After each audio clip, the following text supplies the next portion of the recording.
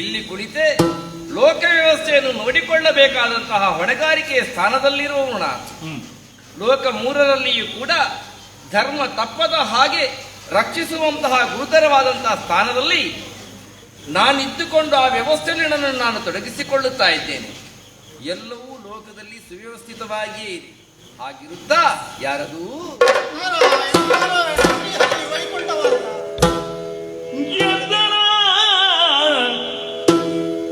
ಮಾಧವನು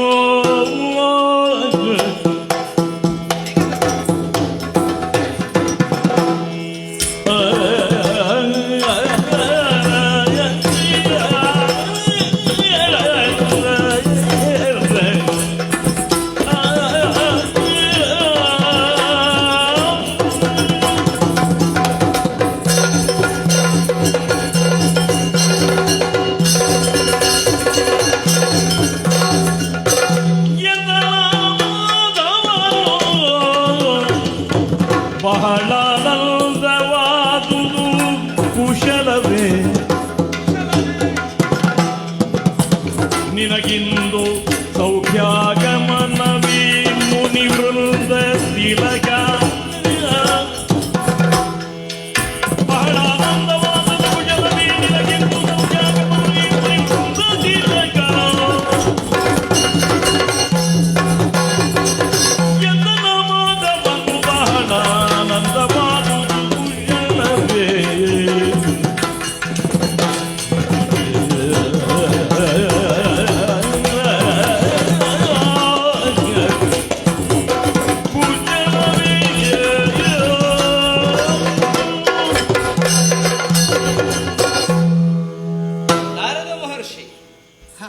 ನನ್ನನ್ನು ಕಂಡಾಗಲೇ ನಿಮ್ಮ ಕಾಯ ಕುಗ್ಗಿತು, ಬೆನ್ನು ಬಗ್ಗಿತು, ಶಿರಸ್ಸು ತಗ್ಗಿತು. ಬಗೆ ಬಗೆಯಿಂದ ನನ್ನನ್ನು ನುತಿಸುವುದಕ್ಕೆ ಪ್ರಾರಂಭಿಸಿದೆ. ನನ್ನ ಪಾದಕ್ಕೆ ನಿಮ್ಮ ನೆತ್ತಿಯನ್ನು ಒತ್ತುತ್ತಾ ನಾರಾಯಣ ಸ್ತುತಿಯಲ್ಲಿ ನಿಮ್ಮನ್ನು ನೀವು ತೊಡಗಿಸಿಕೊಂಡಿರಿ. ಮುನಿಕುಲರಲ್ಲಿ ಉತ್ತಮರು ನೀವು. ಲೋಕದಲ್ಲೆಲ್ಲ ಸಂಚರಿಸುತ್ತಾ ಪರಮ ಭಾಗವತೋತ್ತಮ ಎನ್ನುವಂತಹ ನೆಗಳಿಕೆಗೆ ಪಾತ್ರರಾಗಿ ಹರಿಭಕ್ತ ಸಾರವನ್ನು ಕೊಂಡಾಡುತ್ತಾ ಬರುತ್ತಿರುವವರು ನೀವು. ಬಗೆಯಲ್ಲಿ ಜೀವನದಲ್ಲಿ ತೊಡಗಿಸಿಕೊಳ್ಳುವವನಿಗೆ ದೀರ್ಘವಾದ ಬದುಕಿನಲ್ಲಿ ಬರುವಂತಹ ಸಂಘರ್ಷಗಳೇನು, ಬದುಕಿನ ಸಂಕೀರ್ಣತೆಯ ಪರಿಣಾಮ ಪರಿಮಾಣಗಳನ್ನೆಲ್ಲವನ್ನು ಕೂಡ ಬೋಧಿಸುತ್ತಾ ಹುಟ್ಟು ಸಾವುಗಳೆಂಬ ಎರಡು ದಡಗಳ ನಡುವೆ ಹರಿಯುವಂತಹ ಬಾಳಿನ ಕೊಳಕು ನೀರು ಹರಿನಾಮ ಸ್ಮರಣೆಯಿಂದ ಪವಿತ್ರ ತೀರ್ಥಸ್ತೋತ್ರವಾಗುತ್ತದೆ. ಹೀಗೆ ಹೇಳುತ್ತಾ ಲೋಕದಲ್ಲಿ ತಂದೆ ಎನಿಸಿದವ ನಾರಾಯಣ ಅಂತ ಭಾವುಕ ಭಜಕರೆಲ್ಲರೂ ಕೂಡ ಕೊಂಡಾಡುವ ಹಾಗೆ ಮಾಡುವಲ್ಲಿ ನಿಮ್ಮ ಪಾತ್ರವೇನುಂಟು ಎನ್ನುವುದನ್ನು ನಾನು ಚೆನ್ನಾಗಿ ಬಲ್ಲೆ.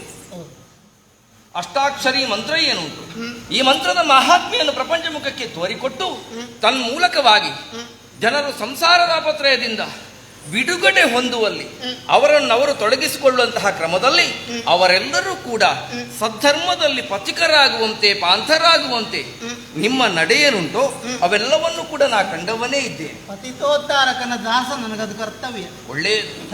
ಹೀಗೆ ನಿಮಗೊದಗಿದಂತಹ ಸಣ್ಣ ಅವಧಿಯಲ್ಲೇ ತ್ರಿಲೋಕ ಸಂಚಾರವನ್ನು ಮಾಡುತ್ತಾ ಎಲ್ಲೆಲ್ಲ ಅಧರ್ಮದ ನಡೆಗಳುಂಟು ಅವೆಲ್ಲವನ್ನೂ ಕೂಡ ತಿದ್ದುತ್ತಾ ಧರ್ಮದ ನಡೆಯಲ್ಲಿ ಅವರೆಲ್ಲರೂ ಕೂಡ ನಡೆಯುವಂತೆ ಪ್ರೇರೇಪಿಸುತ್ತಾ ಅದಕ್ಕೆ ಬೇಕಾದಂತಹ ಬೋಧನೆಯನ್ನೇ ಮಾಡುತ್ತಾ ಇದ್ದಂತಹ ನೀವು ಈಗ ಈ ಹೊತ್ತಿಗೆ ಇಲ್ಲಿಗೆ ಈ ಮುಖದಿಂದ ಬರಲು ಕಾರಣವೇನು? ನೀವೇ ಒಪ್ಪಿದಂತಹ ಶ್ರೀಮುಖ ಕೇಳ್ತಾ ಉಂಟು. ಈ ಮುಖದಲ್ಲಿ ಹೀಗಿರಲು ಏನು ಕಾರಣ? ಒಂದು ಭಿನ್ನ ನಾರದ ನೆರಗಿ ನಿನ್ನಿಂದ ಬಣ್ಣಿಸಲು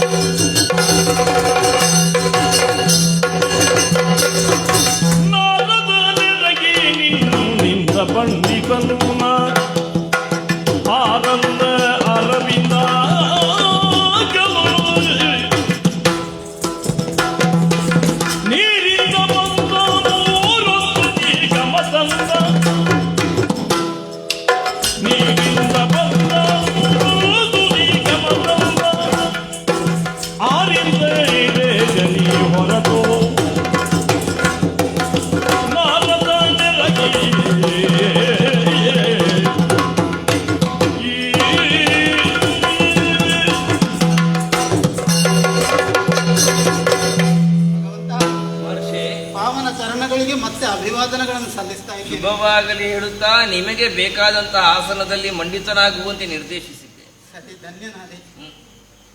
ಲೌಕಿಕವಾಗಿ ಒಬ್ಬನೇ ಆಗಿ ಕಂಡ್ರು ಅನೇಕ ಕೋಟಿ ದಿವ್ಯ ರೂಪಗಳಿಂದ ಪ್ರಕಟರಾಗಬಲ್ಲಿರಿ ನೀವು.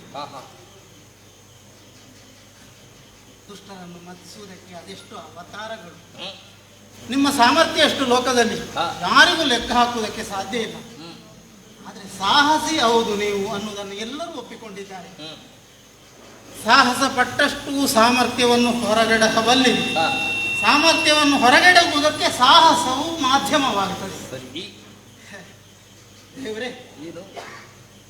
ಧನ್ಯನಾದೆ. ನಿಮ್ಮ ಮಂಗಲ ಸ್ವರೂಪವನ್ನು ನೋಡಿ ಯಾಕೆ ಬಂದಿ ಅಂತ ಕೇಳ್ತಾ ಇದ್ದೀರಿ ನೀವು. ಹೌದು, ಒಂದು ಭಿನ್ನ ಇದೆ. ಲೋಕಮುಖದಲ್ಲಿ ನಾ ಧರಿಸಿಕೊಂಡಂತಹ ಪ್ರತಿಯೊಂದು ಆಭರಣಕ್ಕೂ ಒಂದು ಧಾರ್ಮಿಕವಾದಂತಹ ಮೌಲ್ಯವನ್ನು ಬೋಧಿಸಿದವರು ನೀವು. ಸಾಮಾನ್ಯವಾಗಿ ಹತ್ತಿರದ ಮಳೆಯಲ್ಲಿರುವವಳನ್ನು ಕಂಡು ಹಕ್ಕಿಯ ಹೆಗಲೇರಿ ಬಂದವಗೆ ನೋಡಕ್ಕ ಮನಸೋತೆ ನಾನವಗೆ ಅಂತ ಅವಳು ಹೇಳಬೇಕು. ಅದರ ಹಿಂದೆ ನೀವು ಆ ಮಗುವಿಗೆ ಕೊಟ್ಟಂತಹ ಧಾರ್ಮಿಕವಾದಂತಹ ಚಿಂತನೆ ಏನುಂಟು ಅದನ್ನೂ ನಾ ಬಲ್ಲೆ. ನಾ ಧರಿಸಿದಂತಹ ಕೌಸ್ತುಭಹಾರಕ್ಕಿರುವಂತಹ ಚೆಲುವು ಏನುಂಟು, ಅದು ಏನನ್ನು ಹೇಳುತ್ತದೆ ಎನ್ನುವುದನ್ನು ಧಾರ್ಮಿಕ ನೆಲೆಗಟ್ಟಿನಲ್ಲಿ ನೀವು ವಿವರಿಸಿದ್ದನ್ನು ನಾ ಬಲ್ಲೆ. ಹಾಗಿರುತ್ತಾ ನನ್ನಷ್ಟೂ ವಿಶೇಷತೆಗಳನ್ನು ಧಾರ್ಮಿಕವಾದಂತಹ ಸ್ಪರ್ಶ ನೀಡಿ ನೀವು ಲೋಕಮುಖಕ್ಕೆ ಬೋಧಿಸಿದ್ದರಿಂದಲೇ ನನ್ನನ್ನು 1000 ಹೆಸರುಗಳಿಂದಲೂ ಕೊಂಡಾಡುತ್ತಾರೆ. ಮಹಾಭೂತ ಅಂತ ಕರೆದವರನ್ನು ಕೂಡ ಅನುಗ್ರಹಿಸಿದವನು ನಾನಿದ್ದೆ. ಸುಪ್ರಸನ್ನ ಮೂರ್ತಿ ಅಂತ ನೀವು ಹೇಳಿದಾಗೆ ಕೊಂಡಾಡಿದಾಗಲೂ ಕೂಡ ನಾ ಅನುಗ್ರಹಿಸಿದವನೇ ಇದ್ದೇನೆ. ಲೋಕಮುಖಕ್ಕೆ ನಿಮ್ಮ ತೊಡಗಿಸಿಕೊಳ್ಳುವಿಕೆಯ ಕ್ರಮ ಭೂಲೋಕದಲ್ಲಿ ಅಲ್ಲಿರುವಂತಹ ನೆಲದ ಕಣ ಕಣವು ಚೈತನ್ಯಯುಕ್ತವಾಗುವಲ್ಲಿ ಹರಿಪ್ರೇರಣೆ ಇದೆ, ಹರಿತ್ತಿನಲ್ಲೂ ಹರಿ ಇದ್ದಾನೆ. ಹೀಗೆಲ್ಲ ನೀವು ಹೇಳಿದ್ದನ್ನು ನಾ ಕಿವಿಯಾರ ಕೇಳಿದ್ದರಿಂದಲೇ ಹಾಗೆಲ್ಲ ಹೇಳುವಂತ ನೀವು ಯಾಕೆ ಈ ಹೊತ್ತಿಗಿದ್ದೀರಿ ಅಂತ ನಿನಗೆ ಆ ರೀತಿ ಸಂಶಯ ಬರಲಿಕ್ಕೆ ನಿನ್ನಲ್ಲಿ ಇಲ್ಲದವನಲ್ಲಿ ಏನುಂಟು? ಚಂಚಲ ಅಲ್ವಾ ಹೆಣ್ಮಕ್ಳು? ಹೊತ್ತಿಗೆ ಪರ್ವತ ಚಂದ ಕಂಡ್ರೆ ಎರಡೇ ವಿಷಯ. ನೀನು 3 ಲೋಕ ತಿರುಗುವ ಸನ್ಯಾಸಿ, ಅವ ಗಡ್ಡ ಬಿಟ್ಟ ಸನ್ಯಾಸಿ. ಇನ್ನದು ಇಲ್ಲದೆ ಇರುವುದವನಲ್ಲಿ ಇರುವುದು ಅದೊಂದೇ ಗಡ್ಡ ಮಾತ್ರ. ಅದರಲ್ಲಿ ನಿನಗೆ ಯಾಕಷ್ಟು ಹೆದರಿಕೆ? ಆದ್ರೂ ಹೆಣ್ಮಕ್ಕಳ ಮನಸ್ಸು ಅಂದ್ರೆ ನೀರಿನಲ್ಲಿ ಮೀನಿನ ಹೆಜ್ಜೆಯನ್ನಾದ್ರೂ ಗುರುತಿಸಬಹುದು.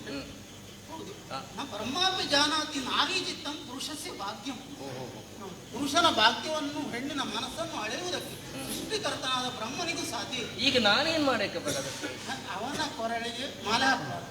ಮಾಲೆ ಹಾಕಬಾರ್ದು ಅಂದರೆ ಶ್ರೀಮತಿಗೆ ಪರ್ವತ ಚಂದ ಕಾಣಬಾರ್ದು. ಮತ್ತೆ ಹೇಗೆ ಕಾಣಬೇಕು? ನಾಳೆ ಸ್ವಯಂವರ ಮಂಟಪದಲ್ಲಿ ಪರ್ವತನ ಮುಖ ಮಂಗನ ಮುಖದ ಹಾಗೆ ಕಾಣುವ ಹಾಗೆ ಒಂದು ಅನುಗ್ರಹಿಸಬೇಕು. ಈಗ ಪರ್ವತನ ಮುಖ ಹೇಗುಂಟಾಗದು? ಹಾಗಿಲ್ವಾ? ಅವ ಮುನಿ ಶ್ರೇಷ್ಠ, ಎಂತ ತೇಜಸ್ಸವನು. ಅಂದರೆ ನೀವೀಗ ಹೇಳುವುದೇನು? ಮಂಗನ ಮುಖ ಎನ್ನುವುದು ಉಳಿದವರಿಂದ ಆಕರ್ಷಿಸಲ್ಪಡುವಂತಹ ಮುಖ ಅಲ್ಲ. ನಾರದ ಮಹರ್ಷಿ, ನನಗೆ ಈಗ ಉಂಟಾಗುವ ಒಂದೇ ಒಂದು ಬೇಡಿಕೊಳ್ತೇನೆ. ಅಲ್ಲ, ನೀವು ಹೇಳುವುದು ಬೇಡುವವರಿಗೆ ನಾ ಕೊಡುವ ಮೊದಲು ಒಂದು ಸಂದೇಶ ಸಂದೇಹ ಪರಿಹಾರ ಆಗಬೇಕಲ್ಲ. ನೀವೇ ಈಗ ಹೇಳಿದ್ರಿ ಹೆಣ್ಣಿನ ಮನಸ್ಸನ್ನು ಯಾವ ಕಾಲಕ್ಕೂ ಕೂಡ ಅರ್ಥ ಮಾಡಿಕೊಳ್ಳಿಕ್ಕೆ ಆಗುವುದಿಲ್ಲ. ಈಗ ಹೆಣ್ಣಿಗೆ ಮಂಗನೇ ಇಷ್ಟ ಆದ್ರೆ ಆದೀತ ಅಲ್ಲ, ಆಗ್ಲಿಕ್ಕಿಲ್ವಾ? ಆಗಲಿಕ್ಕೆ ಇಲ್ಲ. ಹಾಗಾಗಿ ಅಲ್ವ ಮಂಗನ ಮುಸುಡಿನಾಗೆ ಹಾಗಾದ್ರೆ ಹೀಗೆ ಬದಲಾಯಿಸುವ. ಇಷ್ಟವಾಗದ ಮಂಗನ ಮುಖ ಆಗಬೇಕು ಅಲ್ವಾ? ನನ್ನ ಮನಸ್ಸೇನು ಅಂತ ಗೊತ್ತಾಯ್ತು ನಿಮಗೆ. ಹೌದಪ್ಪ, ನಿನ್ನ ಮನಸ್ಸು ಅವನ ಮುಖ ಹಾಗೆ ಆಗಬೇಕು. ಸಂಕಲ್ಪ ಹಾಗೆ ಆಗಬೇಕು. ಸಂಕಲ್ಪ ಹೌದು. ಆಯ್ತು, ಅಷ್ಟೇ ಮಾಡಿದ್ರೆ ಆಯ್ತು ತಾನೆ. ನಿಶ್ಚಿಂತರಾಗಿ ನಾಳೆಯ ಶುಭ ಪ್ರತೀಕ್ಷೆಯಲ್ಲಿ ಧನ್ಯನಾಗಿದ್ದೇನೆ. ಅಂತೂ ಅವರಿಗೆ ವರ ಕೊಟ್ಟದ್ದು ಆಯ್ತು. ಯಾರದು?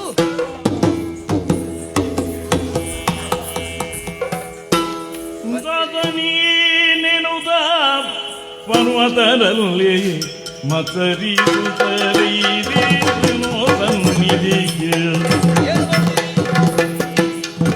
ಪ್ರೀತಿಯೊಡಿಲ್ಲ ಸಂರಕ್ಷಿಸಬೇಕೆಂದು ಬಿತ್ತರಿಸಿದ ನಿನ್ನ ಕಥೆಯ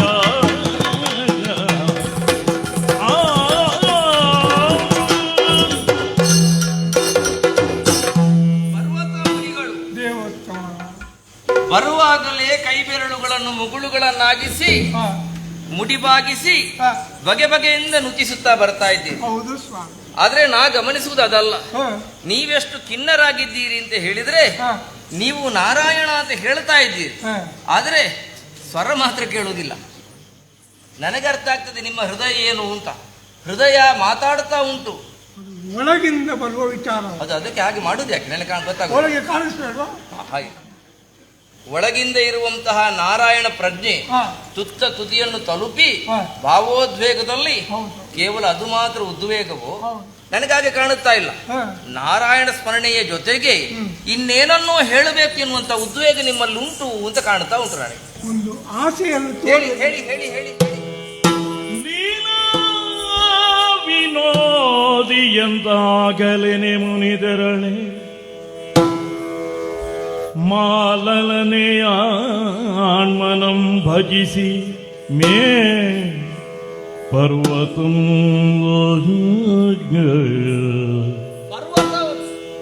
ಮಾಲಲನೆಯ ಆಣ್ಮನಂ ಭಜಿಸಿ ಮೇ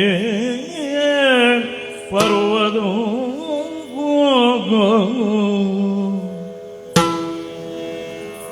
ಕೇಳಿದಂ ಭಲ್ಲೂಕ ಮುಖನಾಗಿ ನಾರದಂ ಸತಿಗೆ ಕಾಂಬಂದ ವರವ ಭಲ್ಲೂಕ ಮುಖನಾಗಿ ನಾರದಂ ಸತಿಗೆ ಕಾಂಬಂದ ವರವ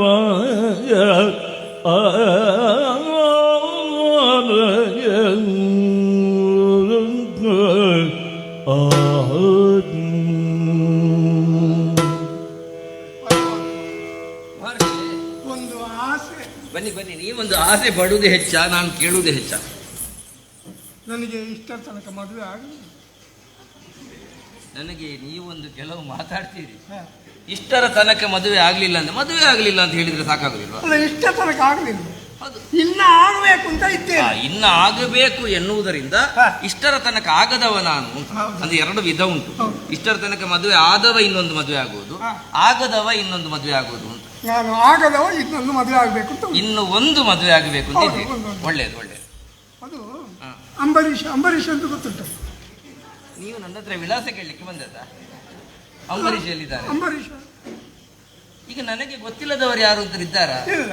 ಮತ್ತೆ ಅಂಬರೀಷನಿಗೆ ಒಬ್ಬಳು ಮಗಳಿದ್ದಾಳೆ, ಇದ್ದಾಳೆ, ಶ್ರೀಮತಿ ಅಂತ. ಹೌದು. ಅವಳನ್ನು ಈಗ ಶ್ರೀಮತಿಯ ವಿಷಯ ನೀವು ಈಗ ಶ್ರೀಪತಿಯಲ್ಲಿ ಯಾಕೆ ಹೇಳುದಪ್ಪ? ಶ್ರೀಮತಿಯ ವಿಷಯ ಶ್ರೀಪತಿಯಲ್ಲಿ ಯಾಕೆ ಹೇಳುದು? ಆ ಶ್ರೀಮತಿ ನನಗೆ ಸಿಕ್ಕ್ಯಾಳು ಅಂತ ಧೈರ್ಯ ನನಗೆ. ಆ ಶ್ರೀಮತಿ ನಿಮ್ಮ ಶ್ರೀಮತಿ ಆಗಬೇಕು ಅಂತ? ಆ ಶ್ರೀಮತಿ ಬೇರೆ, ಮತ್ತೆ ಇದು ಬೇರೆ. ಅಲ್ಲ, ನೀವು ಕಂಡ ಆ ಶ್ರೀಮತಿ ನನಗಾಗಬೇಕು, ನಿಮ್ಮ ಶ್ರೀಮತಿ ಆಗಬೇಕು. ಹೌದೌದು. ಅದಕ್ಕೆ ಬೇಕಾಗಿ ಆ ಕಡೆಯಿಂದ ನಾರದನು ಬಂದು ಹೇಳಿ. ಓ, ಈಗ ಒಂದು ಹೆಣ್ಣಿಗೆ ನೀವು ಇಬ್ಬರು ಉಪದ್ರಗಳೆಲ್ಲ. ಯಾರಿಗೆ ಉಪದ್ರ? ಶ್ರೀಮತಿ ನನಗೆ ಶ್ರೀಮತಿ ಉಪದ್ರವ, ನಾರದ ಉಪದ್ರ? ಅಲ್ಲ, ನಾರದ ಉಪದ್ರ. ಅವನು ಕೇಳಿ ಆಗಿದೆ. ಹೌದು. ನೀವು ಕೇಳಿ ಆಯ್ತು. ಈಗ ಅದಕ್ಕೆ ನಾವು ಒಂದು ಉಪಾಯ ಮಾಡಿದ್ದೇವೆ. ಏನು ಅಂತ? ಸ್ವಯಂವರ ಏರ್ಪಡಿಸು, ಯಾರಿಗೆ ಅವಳಿಗೆ ಮನಸ್ಸಾಗ್ತದೆ ಅವಳಿಗೆ ಆಗ್ತಾರೆ. ಆಯ್ತಲ್ಲ, ಮುಗೀತಲ್ಲ. ಸ್ವಯಂವರ ಯಾವಾಗ ಅಂತ ಆಗಿದೆ? ನೋಡಿ, ದಿನ ಉಂಟಾ? ಆ ನಾರದ ಹ. ಸ್ವಲ್ಪ ಚಂದ ಅಲ್ವಾ? ಹೌದಾ? ಅಲ್ಲ, ನನಗೆ ಅಲ್ಲ, ಗಡ್ಡ ಮೀಸ ತೆಗೆದ್ರೆ ನಾನು ಕೂಡ ತಗೊಳ್ತೇನೆ. ಅಲ್ಲವೇ, ನಿಮಗೊಂದು ಕೆಲವು ಸಲ ನಾನು ಹೇಳುವ ಮೊದಲೇ ಅರ್ಥ ಆಗ್ತದಲ್ಲ. ನಾನು ಅದರಲ್ಲಿ ಬಹಳ ಇದು ಕೆಲಸ. ನಾಳೆ ಆ ಹುಡುಗಿ ಮಾಲೆಯನ್ನು ತೆಗೆದುಕೊಂಡು ಬರುವಾಗ ಆ ನಾರದನ ಮುಖ ಹ. ಗಟ್ಟಿ ಹೇಳಿ ತೊಂದರೆ. ಕರಡಿಯ ಮುಖ ಆಗಬೇಕು. ಯಾಕೆ ಕರಡಿಯ ಮುಖ ಆಗಬೇಕು? ಅದು ಕರಡಿಯನ್ನು ನೋಡಿದ್ರೆ ಯಾರಾದ್ರೂ ಮಾಲೆ ಆಗ್ತಾನೆ. ಹಾಗೆ. ಈಗ ನನಗೊಂದು ಸಂದೇಹ, ಮುಖ ಮಾತ್ರ ಕರಡಿಯಾಗಿ ಆದ್ರೆ ಆಯ್ತಾ, ದೇಹ ಸಹ ಕರಡಿಯಾಗಿ ಆಗ್ಬೇಕಾ? ಮುಖ ಮಾತ್ರ, ದೇಹ ಹಾಗೆ ಇರಲಿ. ದೇಹ ಹಾಗೆ. ಹಾಗಾದ್ರೆ ಅದು ತುಂಬಾ ಹೇಸಿಗೆಯ ಮುಖ ಅಂತ ಆಗ್ತದೆ. ಅವಳಿಗೆ ದೇಹ ಮನುಷ್ಯನದ್ದು, ಮುಖ ಕರಡಿದ್ದು ಅಂತಾದ್ರೆ ಅವಳಿಗೆ ಮಾತ್ರ ಕಾಣುತ್ತೆ. ಕೆಲವೊಮ್ಮೆ ಹಾಗೆ ಆಗ್ತದೆ. ದೇಹ ಮನುಷ್ಯಂದು, ಮುಖ ಮಂಗಂದು. ದೇಹ ಮನುಷ್ಯಂದು, ವ್ಯವಹಾರ ಮಂಗಂದು. ಅದೆಲ್ಲ ತಡ್ಕೊಳ್ಳಿಕ್ಕೆ ಆಗುದಿಲ್ಲ ಅಲ್ವಾ? ಇದು ಹಾಗೆ. ದೇಹ ಮನುಷ್ಯಂದೆ, ಮುಖ ಕರಡಿದ್ದು. ಹಾಗಾಗ್ಬೇಕು. ಹಾಗಾದ್ರೆ ಆ ಹುಡುಗಿ ನನ್ನನ್ನೇ ಅದೊಂದು ವಿಶ್ವಾಸ ಉಂಟು. ನಿಮಗೆ ಧೈರ್ಯ ಉಂಟು. ನಿಮ್ಮ ಮುಖ ನಾಳೆ ಚಂದ ಚಂದ ಕಾಣಬೇಕು. ಕರಡಿಯಾಗಿ ಎಷ್ಟು ಚಂದ ಕಾಣಬೇಕು ಹೇಳಿದ್ರೆ ನಿರೀಕ್ಷೆಯಲ್ಲಿ ಇಬ್ಬರನ್ನು ಸಂತೈಸಿದ್ದಾಯ್ತು. ಯಥಾರ್ಥಕ್ಕಾದರೆ ಪ್ರಸಂಗಕ್ಕೆ ಒಂದು ಚಂದ ಬಂದದ್ದೇ ನಾನು ಬಂದ ಮೇಲೆ ಅಲ್ಲ. ಅಂದ್ರೆ ಏನು, ಲೋಕಮುಖದಲ್ಲಿ ಅವಳ ನಡೆ ಏನು, ಲೋಕಮುಖದಲ್ಲಿ ಉಳಿದವರ ನಡೆ ಏನು, ಅವೆಲ್ಲವನ್ನು ಕೂಡ ಚೆನ್ನಾಗಿ ತಿಳಿದವನೇ ನಾನು. ಈ ಹೊತ್ತಿಗೆ ಲೋಕಕ್ಕೆ ಧರ್ಮವನ್ನೇ ಬೋಧಿಸಬೇಕಾದಂತಹ ಹೊಣೆಗಾರಿಕೆ ಸ್ಥಾನದಲ್ಲಿ ಇರುವವರು ಒಂದು ಹೆಣ್ಣಿಗೋಸ್ಕರವಾಗಿ ಧರ್ಮಚಿಂತನೆ ಉಳ್ಳಂತಹ ಮತ್ತೋರ್ವನು ಬೇರೆ ಮುಖವನ್ನು ಹೊಂದಿದವನು ಆಗಬೇಕು ಅಂತ ಯೋಚಿಸ್ತಾರಂತಾದ್ರೆ ಆ ಮುಖಗಳಲ್ಲಿರುವ ಔನ್ನತ್ಯ ಏನು ಎನ್ನುವುದನ್ನು ಬೋಧಿಸುತ್ತಾ, ಹೀಗೆ ನಡೆಯಬೇಕಾದವರು ಬೇರೆ ರೀತಿಯಲ್ಲಿ ನಡೆದರೆ ಏನಾಗುತ್ತದೆ ಎನ್ನುವಂಥ ಪಾಠವನ್ನು ತಿಳಿಸುವುದಕ್ಕೋಸ್ಕರವಾಗಿ ಪುಟ ತಿರುವಿ ಹಾಕ್ತೇನೆ. ನಮ್ಮ ಚಾನಲ್ನಲ್ಲಿ ಬರುವ ವಿಡಿಯೋಸ್ ನಿಮಗೆ ಇಷ್ಟ ಆಗಿದ್ರೆ ಲೈಕ್ ಮಾಡಿ, ಶೇರ್ ಮಾಡಿ, ನಮ್ಮ ಚಾನಲನ್ನು ಸಬ್ಸ್ಕ್ರೈಬ್ ಮಾಡಿ, ನಮ್ಮನ್ನು ಬೆಂಬಲಿಸಿ. ಯಕ್ಷಗಾನಂ ಗೆಲ್ಗೆ.